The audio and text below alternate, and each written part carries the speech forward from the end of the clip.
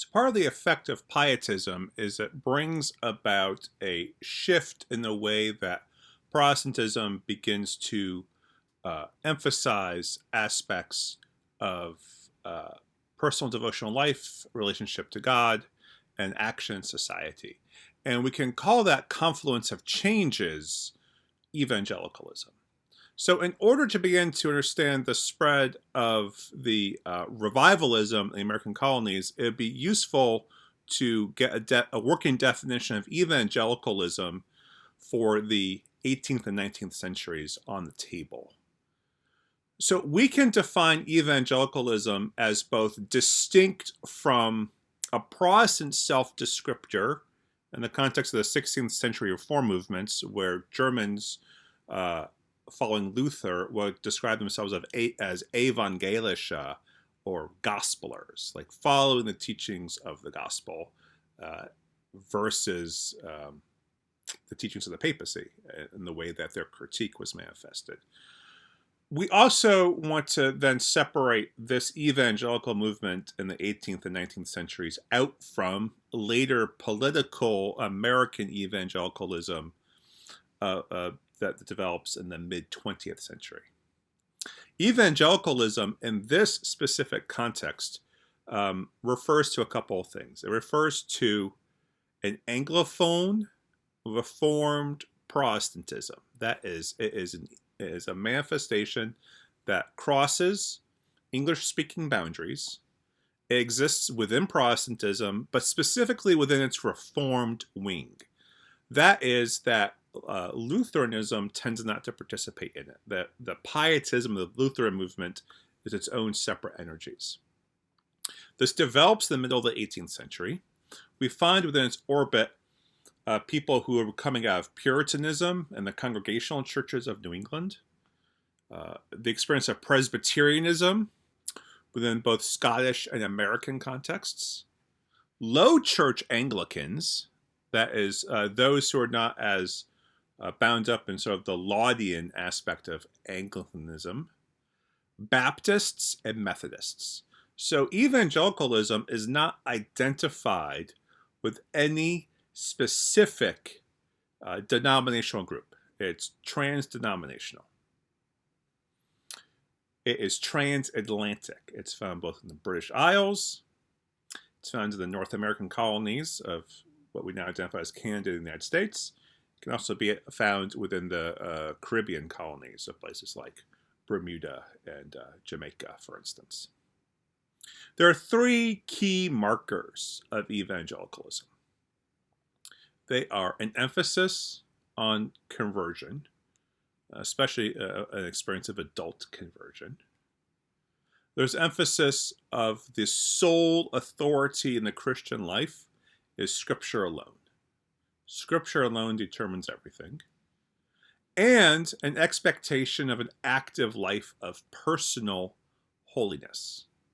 So once one has experienced conversion, has committed to Scripture as a primary source of authority in their lives, and as a way of following the teachings of God revealed in Jesus Christ, that then ought to lead to noticeable markers of personal holiness and the avoidance of obvious sins, and also the avoidance of occasions for sin. So that's why going to taverns, not dancing, avoiding gambling, horse races, theater, are all realms that evangelicals cordon off as potentially dangerous zones for occasions for sin. Evangelicalism is widely popular. By the early 19th century, evangelicalism is the dominant form of religion in American Christianity. Now, we're going to have Roman Catholics in the United States. We're going to have Lutherans. We're going to have a variety of Anglicans, Episcopalians. But by and large, your major form of American Christianity will be some variant of evangelical Protestantism. This is going to be a very helpful working definition for us for this kind of evangelicalism as we move throughout several more of our units on Christianity in a United States context.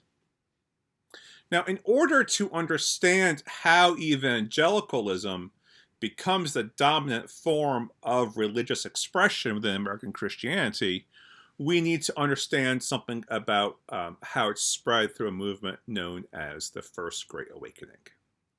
And a primary figure for this is the person of George Whitefield. George Whitefield is Anglican, but he is not the kind of restoration Anglican that we might expect in a 18th century context. His approach to preaching and methods of developing church life are very different from a typical Church of England minister. He rather emphasizes personal experience of conversion rather than focusing on what's typical in the Church of England of this time as kind of rational assent to doctrines. Another way of thinking about this is that George Whitefield continues some of the Reformed Protestant energies within Anglicanism that mostly had been directed elsewhere in the post-Restoration context of Church of England, whereas many other people who were sympathetic to Reformed theology end up going into independent or Congregationalist church contexts. George Whitefield goes to the British American colonies in 1740, and there he engages in a public preaching campaign that sparks this event known as the Great Awakening along the Atlantic seaboard. So from Boston all the way down to the Carolinas, this movement spreads. And he, although is sort of a figurehead and main participant in this event, others also begin to engage in this sort of preaching and revivalist movement. And so we find Congregationalists being part of this, Presbyterians, Dutch Reformed, Baptist, people in the emerging Methodist movement, all are part of this big energy that George Whitefield represents. The goal of this movement isn't to always have a revival happening, but rather to ensure that every Christian adult has this singular experience of conversion, of knowing that they have been justified. So the event of the preaching of the Word of God, the preaching of the gospel, is the primary thing. So George Whitefield will often what he did is he went to the local Church of England parish, asked for permission to preach in the church, as every good Anglican minister ought to do. When the minister figures out who Whitefield is, they decline. And then Whitefield says, that's fine, nobody would fit into your church anyhow. Or all the people I want to have come would never fit into your church. He goes out into the nearby field and preaches to the entire surrounding towns and villages. They all come to hear him. And so these are big mass movement events to achieve this experience of conversion. One of the figures who is most significant within the context of the Great Awakening is Jonathan Edwards, who is perhaps the most prominent early Anglo-American theologian. He's active in New England as a Congregationalist minister, born in Connecticut, has a parish in Northampton, Massachusetts. As a pastor, he really catches hold of some of these messages coming from Whitefield and others and begins to preach on the need for a conviction of sin in his parishioners and the experience of divine forgiveness. And so his preaching has this really strong emphasis on the certainty of damnation that all sinners must face, and the certainty that salvation can be found in Jesus Christ. And so he's most famous in this context for a typical sermon that he gave known as Sinners in the Hands of an Angry God, where he draws out this image of sinners being like a spider dangling from a web that hangs above a fire, and eventually those flames will cause the web to disintegrate and the spider to fall into the flames. And thus it is for us as sinners unless we call upon Christ for our salvation. The effect of that kind of sermon is to move one out of the coldness of their hearts towards a fervor for God, and then driving deeper into a lifetime of a relationship with God. The response to Edwards' sermons, and the response to other sermons like this, as with a figure like George Whitefield, would be emotional outbursts in the parish, barking, howling, people rolling in the aisles, so on and so forth. But then also a change in life by these people who have these emotional outbursts that sort of mark a moment of conversion, it seems, and then patterns of increased devotion after this. So, definitive moment of experience of God marked by these outbursts, repentance and amendment of life, and then visible fruits of a new kind of Christian life, all as part of a factor here. Edwards receives a lot of criticism for his approach. And he says, yes, this is correct. One ought not to just preach in order to have emotional outbursts and emotional responses be the only result. But rather, what needs to happen is an ethical change in life and an embrace of right doctrine. And so, part of what he wants to emphasize is that the entirety of the Christian life really is much more about affections, as he says, versus intellection.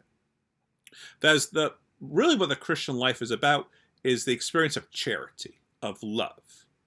Charity or love as that which the Holy Spirit pours into our hearts, as the Epistle to the Romans says, which then has a response outwards back towards God. So we can think here about Abelard's moral exemplar theory that we talked about last semester. The Christian life isn't something about intellectually assenting to a set of doctrinal beliefs. Rather, the Christian life is about a response to God's love. So a sermon ought not simply be preached so we can think good thoughts. A sermon ought to be preached so we can move closer to God.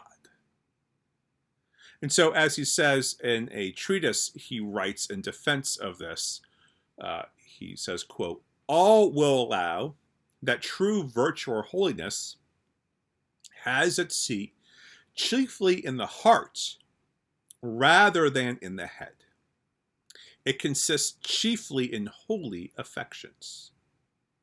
So, if one hears a sermon and starts having an emotional response, whether it's physically visible or inwardly, that needs to be accompanied by charity or manifestations of love, which show change in virtue or moral behavior, in order for those experiences to actually have been authentic and meaningful. And so we see here in really one of the great early Anglo-American theologians, this embrace of pietism, in a way, this embrace of a religion of the heart as the primary thing that propels the Christian life. And all of this, Jonathan Edwards is very influenced by his own reading of John Locke, the Enlightenment philosopher. John Locke's philosophy was very empirical and pragmatic. That is, we know about the world by observing what occurs in the world. And so Jonathan Edwards has a very similar approach to religious experience itself. He argues that people experience God through the physical world. And that this fact validates religious experience itself. Christianity is a religion of the incarnation. Christianity is a religion of an affirmation of a God who creates so that God might be revealed through the created order. And so religious experiences, or religious affections, as he says, have to be part of the building block towards development of the Christian life, of beginning with of justification and moving deeper and deeper into relationship to God through that. And so this is really, we see then here, in some ways, perhaps counterintuitively, how the Great Awakening itself and this turn towards affections and emotions as a sign of God's working is a product of Enlightenment thinking. Whereas we often think of the Enlightenment and philosophy as very rationalistic, dry, and abstract, here we see the pragmatism of Locke's Enlightenment thinking, the empiricism of Locke's Enlightenment thinking, moving to this religious pragmatism and Edwards thinking, that we know that God is working by observing the visible effects of preaching on congregants, and then what happens after that. So I think this also complicates the Great Awakening. I think it complicates evangelicalism. I think it complicates Enlightenment thinking itself as we begin to see the effects of this worldview come into play here in 18th century American religious life. In our next video, we're going to talk about some critiques of the Great Awakening and some various effects of the Great Awakening.